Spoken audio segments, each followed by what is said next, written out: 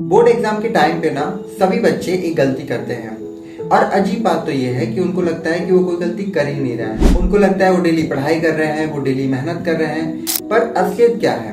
असलियत तो ये है कि उनसे एक बहुत बड़ी गलती होती है और वो इनडायरेक्टली अपने टाइम को और अपनी मेंटल पीस को खराब करते जाते हैं।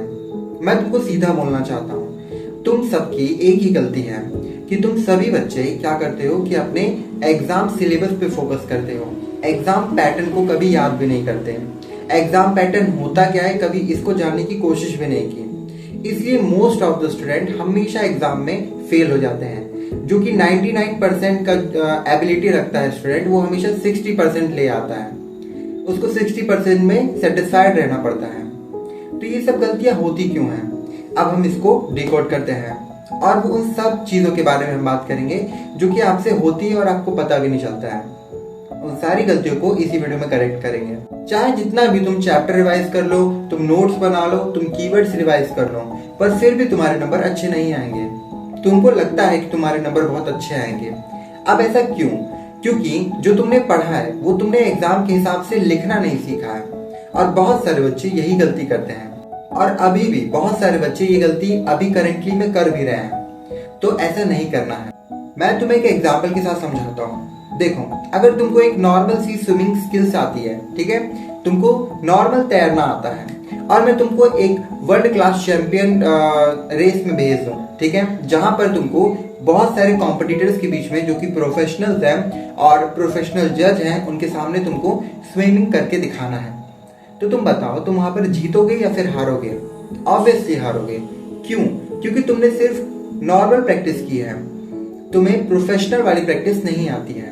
और वही सिचुएशन होता है एग्जाम में। तुमने तैयारी तो की है, पर उसको परफॉर्म कैसे करना है, उसको लिखना कैसे है, रियल एग्जाम का पैटर्न क्या होता है, ये तुम्हें पता ही नहीं होता है। तुमको बस इतना पता होता है कि क्वेश्चन है, उसका आंसर देना है, पर ऐसा नहीं होता है। और ये स्टूडेंट्स बार बार गलती करते हैं। उनको लगता है कि मैंने ये चैप्टर कंप्लीट कर लिया है और अब मैं सेफ हूँ, पर ऐसा नहीं है। इसी इल्यूजन में 99% बच्चे फेल हो जाते हैं और उनको पता भी नहीं चलता है कि उनके फेल होने का रीजन क्या था। समझ रहे हो? तो फेल होने का रीजन यही है कि आपने सिर्फ याद किया है, उसको लिखने की प्रैक्टिस नहीं की है अकॉर्डिंग टू एग्जाम। ठीक है, हर एग्जाम की अलग नीड होती है। आपको कैसे लिखना है, आपको कोई क्वेश्चन नहीं आता उसमें भी आप नंबर कैसे गेन करोगे, वो सारी चीजें, वो सारे पैटर्न्स आपको समझना पड़ेगा। अगर आपको ये सब चीजें नहीं आती है तो आप ऑब्वियसली जहां पर आपको गेन अच्छा करना चाहिए, आप वहां पर बहुत बुरा परफॉर्म करोगे। और हालांकि आपको सारी चीजें याद भी थी। मैं तुमसे एक सवाल पूछता हूँ सिंपल, तुमने कितनी बार 10 साल के प्रीवियस ईयर पेपर उठा के देखे हैं? तुमने कितनी बार उन पर दिमाग लगाने का ट्राई किया है, उनको सॉल्व करने की कोशिश किया है? और तुमने कितनी बार अपने राइटिंग टाइम को नोटिस किया है कि मैं कितनी देर में एक पेपर सॉल्व कर पाता हूँ, या फिर इवन एक क्वेश्चन 5 नंबर का जो है उसको मुझे करने में कितना टाइम लगता है? मोस्ट ऑफ द स्टूडेंट एक 5 नंबर के क्वेश्चन को लिखने में अपना फुल पोटेंशियल लगा देते हैं और 5 मिनट के क्वेश्चन में 15 मिनट खराब करते हैं। तो ये सब चीजें अगर तुम अभी नोटिस नहीं करोगे तो सीधे बोर्ड एग्जाम में तुम्हें बहुत बड़ा लॉस होगा। तो अभी ये सब चीजें नोटिस करना शुरू करो, ठीक है? बोर्ड एग्जाम में तुम फेल इसलिए नहीं होते क्योंकि तुमने सिलेबस को कंप्लीट नहीं पढ़ा है। तुम बोर्ड एग्जाम में इसलिए फेल होते हो क्योंकि तुमने उस बोर्ड एग्जाम का पैटर्न ही नहीं जाना, तुमने समझा ही नहीं कि एग्जाम है क्या। और यही है सबसे बड़ी गलती। अब मेरी एक बात ध्यान से समझना कि अगर आपको अभी भी लग रहा है कि आपके एग्जाम और आपकी प्रिपरेशन, आपका सिलेबस, ये सब एक ही चीज है, तो आप बिल्कुल एक ऑर्डिनरी स्टूडेंट हो, एक एवरेज स्टूडेंट हो, ठीक है? और आप बहुत अच्छा परफॉर्म नहीं कर पाओगे बोर्ड एग्जाम में। ये दोनों चीजें अलग अलग होती हैं।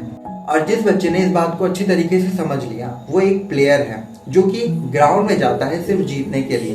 और आखिरी में मैं बस इतना ही कहना चाहता हूँ तुम सभी से कि जो तुम्हारा रियल दुश्मन होता है वो एग्जाम या फिर प्रेशर या फिर एंजाइटी नहीं होती है। तुम्हारा जो रियल दुश्मन है वो तुम्हारी वो आदत है जो तुमको सिर्फ सिलेबस तक ही सीमित रखती है। वो तुम्हें कभी समझने ही नहीं देती कि एग्जाम के आगे भी कुछ है, सिलेबस, पैटर्न, ये सारी चीजें क्या है, वो तुमको एक कभी जानने ही नहीं देती है। तो इन सब चीजों को समझो, एग्जाम के हिसाब से प्रैक्टिस करो, एग्जाम के पैटर्न को समझो, ठीक है? और अगर तुम ये सब चीजें कर लेते हो तो आई एम 100% श्योर तुमको कभी भी फेल होने का डर तो होगा ही नहीं और तुम बहुत अच्छा स्कोर करोगे। और तुम्हारे अंदर से बस एक ही बात निकलेगी कि हाँ मैं रेडी हूँ और मैं कर सकता हूँ। और जब तुम ये अंदर से फील कर पाओ तो तुम समझ लेना कि तुम जीत गए हो। मैं मिलता हूँ कल। आप सभी द टोटल एनसीईआरटी को सब्सक्राइब कर लीजिए और ऐसे ही मेरे साथ बने रहिए और द टोटल एनसीईआरटी को सपोर्ट करते रहिए। हम ऐसी वीडियोस लाते रहते हैं जो कि आपके लिए बहुत यूजफुल है। तब तक के लिए द टोटल एनसीईआरटी को सब्सक्राइब कर लीजिए। हम मिलते हैं कल।